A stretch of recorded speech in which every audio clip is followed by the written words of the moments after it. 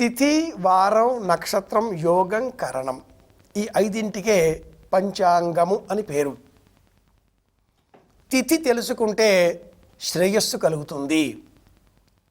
వారం తెలుసుకుంటే ఆయుర్దాయం కాపాడుకోగలుగుతాం. నక్షత్రం తెలుసుకుంటే పాపాన్ని తొలగించుకోవడం ఎలా అన్న ఆలోచన వస్తుంది. యోగం తెలుసుకుంటే రోగం రాకుండా కాపాడుకోగలుగుతాం.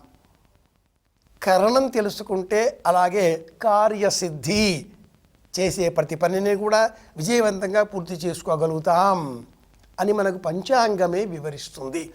తిథేశ్చ శ్రియమాప్నోతి వారాత్ ఆయుష్యవర్ధనం ఇలాంటి శ్లోకాల ద్వారా.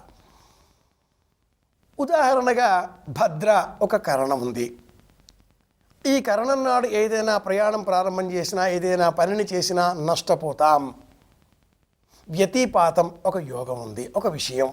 జ్వరం వస్తే తగ్గదు. తిథి ఉంది, శ్రవణ నక్షత్రం ఉందో, పంచమి ఉందో, సప్తమి ఉందో, మంగళవారమో బుధవారమో ఇలా వారము, తిథి, వర్జ్యం ఇవన్నీ తెలుసుకుంటే చేసే పనిపైన మనస్సు లగ్నం చెయ్యగలుగుతాం.